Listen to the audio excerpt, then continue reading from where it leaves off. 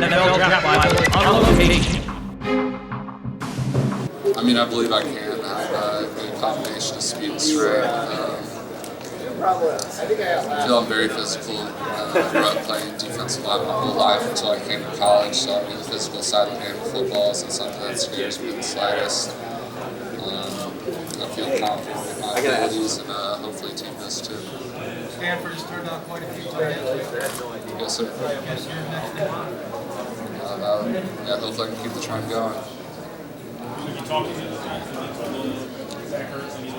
Yeah, I've been working back where I've been training out with Zach Ertz. I mean, he's just giving me a few pointers and just a few nuances I really need to clean up in my game. So he's just really been helping me out the little things. I'm grateful for that. I would say the biggest thing about transition next level is not necessarily about the greatest technique. I mean, at this point we weren't no pads, so I mean, it's mostly just routes at this stage of the process. So we're running routes, just like, it's not all about the exact technique, breaking down, chin over your toes, pump your arms. It's more about just creating separation as fast as possible. So that's something really stressed to me, and that's something that teams can give me feedback on. So that's something that I'm working diligently with him on. Absolutely. When you have 4, 5, 6 other guys who've walked or I'm attempting to walk the same steps that they've already walked. So I mean, they've kind of given me great insight on what to expect, how to handle the media when I get here, what the tests are like, how little sleep you'll get, and all that good stuff, all the combine secrets and NFL secrets as well. So I mean, they've given me great insight, and I just want to keep learning. Absolutely, I would say it's a little bit of both. I would say first of all, it starts off with David Shaw, the way he recruits his players. His players are very intelligent, very passionate about the game of football. And Coach Shaw believed in me. I mean, it's like you alluded to a little bit earlier, I might not have the prototypical height, but Coach Shaw saw something in my tape that hopefully an NFL team will too. I mean, regarding the offense, the offense is tailored if you play tight end. I mean, you have to do a great job of blocking, you have to do a great job of running your routes. And the way our offense works, you need to. So, I mean, that's a big part of why we've had so many guys come to this point in their career, because we play multiple guys on the field at once. So it allows a lot more people than just, your own immediate self to get some recognition.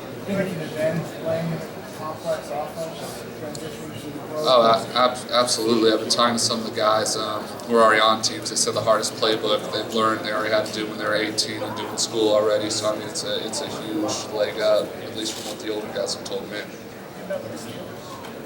Excuse me? You met with the Steelers? Officially? I'll meet with Steelers officially tonight, I believe. But I talked to him a little bit at the train station the other night.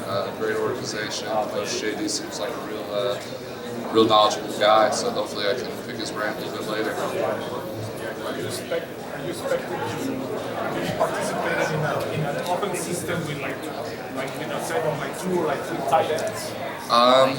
To be quite honest with you, I'm not really sure. That depends on what a team's needs are going into the free agency draft process. So at this point, I'm really not sure. I couldn't give you a straight answer. Would you consider yourself a leader, and if so, are you more vocal or more like lead by example? I say I'm more of kind of you guys probably figure I'm more of like a soft-spoken guy who kind of leads by example, but I mean, if and when the time comes, I could definitely, make my presence more vocally. I mean, that's something I thought I really need to work on. Sometimes it'd be so, quiet. I really challenge myself to, be more vocal, be more of a vocal leader, Shane Scope type leader, a guy who would command respect and almost put a fire in other people's bellies, want them to play harder and longer through injuries, whatever. So, I mean, yeah.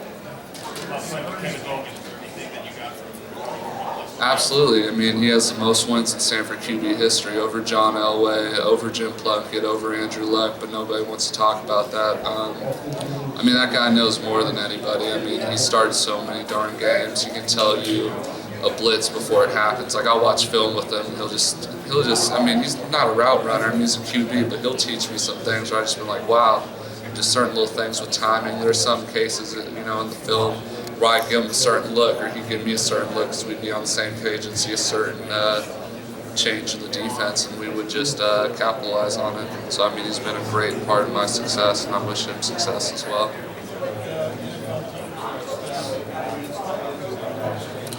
I mean, I'd be lying to you if I said I didn't study teams who need them, but I mean... Stanford quarterback Kevin Hogan, table 1. Stanford quarterback Kevin Hogan, table 1. Sorry, anyways. Yeah, I mean, I take a look at, teams who release tight ends, teams who, let other guys go, not just cut them, but allow them to hit the free agent market, other teams that have multiple times. For example, Indianapolis has 2 Utah former running Stanford back Devontae guy, Booker, podium B. Dwayne Allen. Utah running back Devontae Booker, Another podium guy, B. and Jack Doyle, more like an H-back, full-back type guys, also in free agency. So, I mean, I'm sure all the other times done the same. Just take a look. So when the team talks to you, you can have an educated conversation with them. Yes, sir. I noticed that. And Rob Blanchflower is no longer a part of the Steelers, I believe, too. Yeah, got to do my Stanford thing. I really don't know, to be quite honest with you. It's really dictated on how well I do here at the Combine, how well I do at Pro Day. How fast I run, how articulate I am Utah in running interviews, back and Devontae Booker, how podium strong B. I am. Just Utah all running back dominate Devontae all the Booker, things podium B.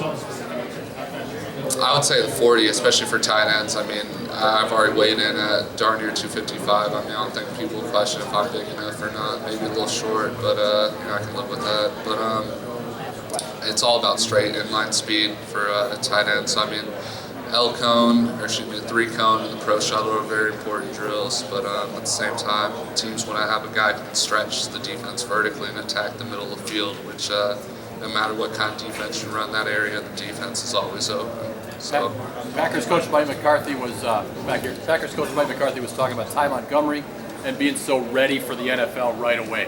Do you consider Absolutely. yourself being a real ready player, or are you Cincinnati cool wide with kind receiver of Chris growing Moore, into table 3. Cincinnati I mean, wide receiver Chris until Moore, I table go 3. there, I can't really give you a gauge per se, but based on what I've spoke to about Ty, I mean, the offense we come from, it's hard not to be mentally ready. I mean, from at that point, it's like come from high school to college, just picking up the speed of the game, goes up a half a step. The guys are, an inch taller, guys are a little bit heavier. I mean, physical stuff takes a little bit more time, but I've been fortunate enough to be in an offense with other guys, that you're learning complex playbooks with pro-style West Coast terminology, so it allows you to assimilate a little bit faster than your other rookies. Okay, thank you.